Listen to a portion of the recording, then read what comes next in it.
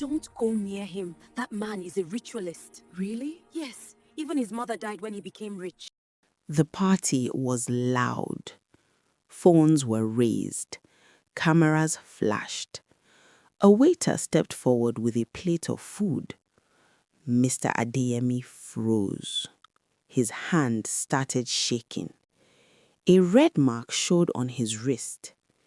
Someone in the crowd whispered, "That's how ritual people behave." Mr. Adeyemi pushed the plate away. The music stopped. Laughter died. Every eye turned to him. A phone zoomed in on his face. Another captured his shaking hands. The room went silent. Mr. Adeyemi lost his father when he was still a boy. From that day, life became hard. His mother, Mama Funke, raised him alone. She sold food by the roadside. She worked late into the night. She skipped meals so her son could eat. When he was sick, she stayed awake. When he failed, she encouraged him. When people laughed at him, she defended him. She believed in him when no one did. They were poor, very poor. Some nights they slept hungry. Some days he could not go to school. Mama Funke always said, "One day my son will rise." Years passed. Struggle followed struggle. Failure followed failure. Then everything changed. Money came suddenly, too suddenly. Mr. Adeyemi moved into a big house. He bought new cars. He wore fine clothes. People who ignored him now greeted him. Mama Funke cried when she saw the house. She held her son and said, "My son has suffered enough." Not long after, she died. The town went quiet. Then the talking started. People whispered in corners. They asked questions. How did he get rich so fast? Why did his mother die after the money came? Why does he behave so strangely? Mr. Adeyemi changed after her death. He refused to eat food anywhere except his house. Not at weddings, not at meetings, not at parties, not even at a friend's place. He always said no. People noticed. People watched. When food was offered, his hands shook. His face went pale. He pulled away like the food was poison. The whispers grew louder. He doesn't eat outside. He must be hiding something. He used his mother. The rumor spread slowly at first. Then it moved fast. One night, someone recorded him at a party. The video showed him refusing food. It showed the red mark on his wrist. It showed fear on his face. The video was shared, then shared again, then shared everywhere. People commented without knowing the truth. Ritual money. He killed his mother. Stay away from him. Mr. Adeyemi watched his name change from success story to warning sign. He stayed silent. He stayed alone. He remembered his mother's hands, her tired face, her last smile. But the town did not care about that. They only cared about the story they had chosen. The video kept spreading. Blogs posted it. Pages shared it. A bold caption followed the clip. "Ritual rich man." And Mr. Adeyemi knew his life was no longer his own. The story moves backward. The night Mr. Adeyemi became rich did not start with joy. It started with trust. A celebration was held that night, not in his house, in the house of a woman he loved. Her name was Shadi. He planned to marry her. They had known each other long before the money. She stood by him when he was poor. She smiled when he had nothing. Her family welcomed him. They believed in the coming marriage. They believed the future was bright. They were innocent. That night, food was prepared in the house. Shade cooked it herself. She smiled as she served it. Mama Funke watched her closely. Mama Funke never trusted Shade. She warned her son many times. This woman does not love you like I do. She smiles too much. She watches your success too closely. Mr. Adeyemi ignored the warnings. He believed love was enough. That night, Mama Funke refused to eat at first. She felt uneasy. Her chest felt tight. She looked at the food, then at Shade, then at her son. She spoke firmly. "Let me taste it first." Everyone laughed. They thought she was being dramatic. She took a few bites. Minutes passed. Mama Funke dropped her spoon. Her hands shook. She gasped for air. She fell to the floor. People screamed. Chairs fell. Plates shattered. Mr. Adeyemi held his mother. She looked at him once. Her eyes were wide. Then she went still. Doctors later spoke one word: poison. Mr. Adeyemi survived. His mother did not. By morning, Shade was gone. Her phone was off. Her house was empty. Her family claimed ignorance. The police came. They asked questions. They searched. There was no proof, no witness, no arrest. The town filled the silence with rumors. She planned it. He planned it. They both planned it. Back to the present. People stopped greeting Mr. Adeyemi. Friends crossed the road when they saw him. Parents pulled their children away. Market women rejected his money. Some spat on the ground when he passed. He mourned his mother alone. He cried alone. He slept alone. The town had already judged him. Truth no longer mattered. Late at night, he returned home. His gate stood open.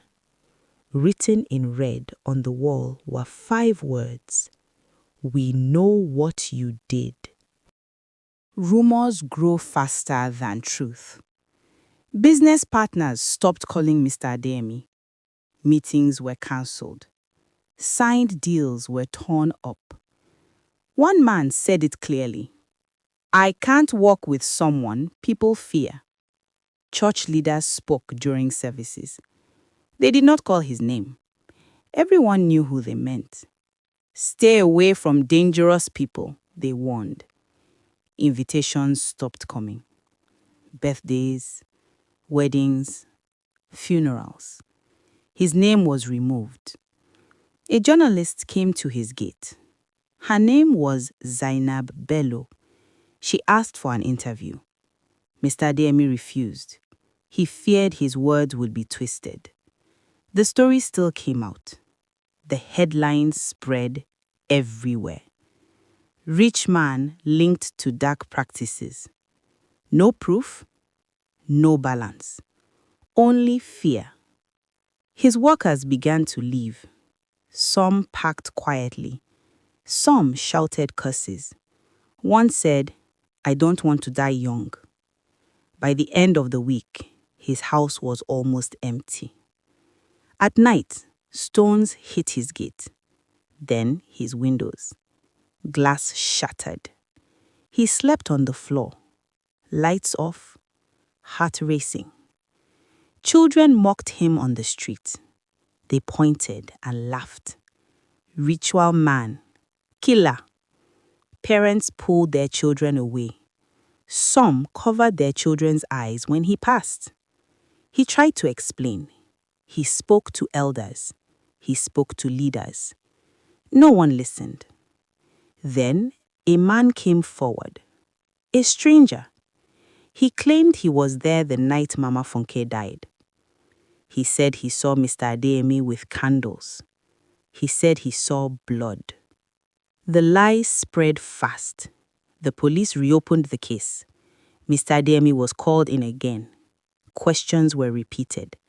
Eyes judged him. He was released, but his name stayed dirty. Banks delayed his accounts. Security followed him in public. Strangers took photos. His mother's grave was touched at night. Marks appeared on the ground. Even the dead had no peace.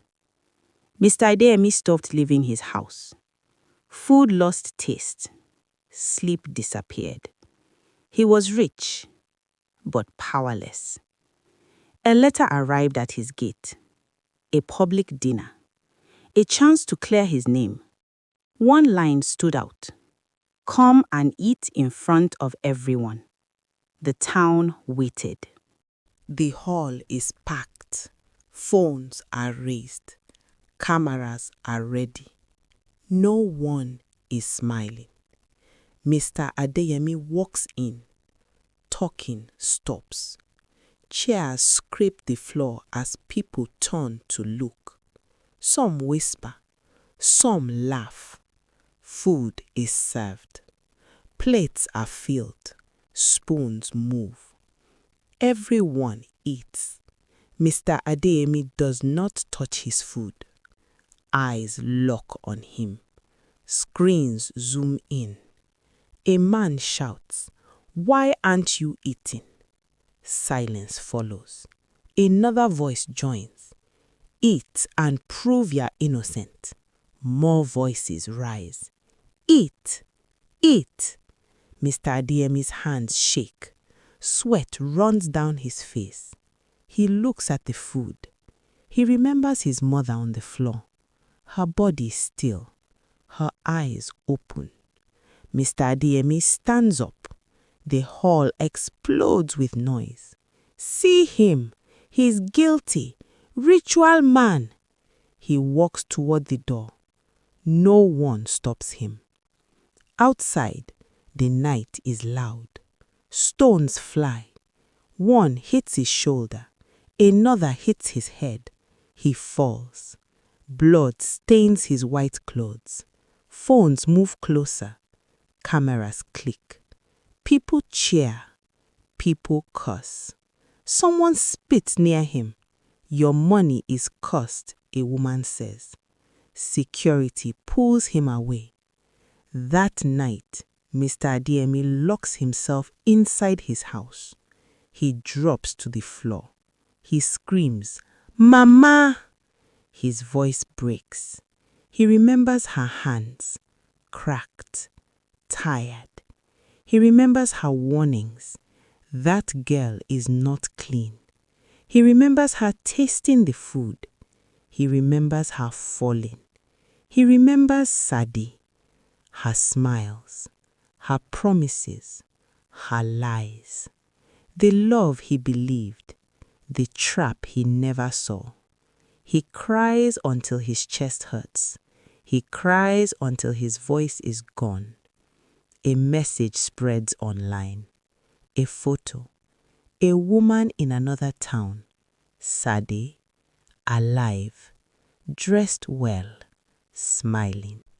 The truth comes out slowly. Not from the police. Not from the town. From fear. Sadi is arrested in another town. She tries to run. She fails. Under pressure, she talks. She poisoned the food. Not for love, not for marriage, for money. She was jealous of Mr. Adeyemi's success. She wanted his wealth. She wanted control. The poison was meant for him. Mama Funke ate first. She died in his place. The news spreads. People go quiet. Some are shocked. Some pretend they always knew. The man is cleared. The police close the case, but the town does not change. His name is still heavy. Some people come to his gate to say sorry. They speak softly. They do not look him in the eyes. Most people stay away. Some still whisper. Maybe he still did something. Money like that is not clean. The damage stays. Mr. Adeyemi plans one final event. Not a party, not a celebration, a test. He invites the town to his house. Many come, some out of curiosity, some out of fear, some to watch. Food is cooked, not by servants, by Mr. Adeyemi. He carries the plates himself. He sits. He eats calmly, no shaking, no fear. The room is silent. He speaks once. My mother died because I trusted the wrong person. I will never make that mistake again. Nothing more. Some nod. Some look away. Some still do not believe. The people leave. Mr. Adeyemi remains. He keeps his wealth. He keeps his house. But he loses something else. Friends. Peace. Warmth. That night, he eats alone. The house is quiet. Outside, people still watch. They always will.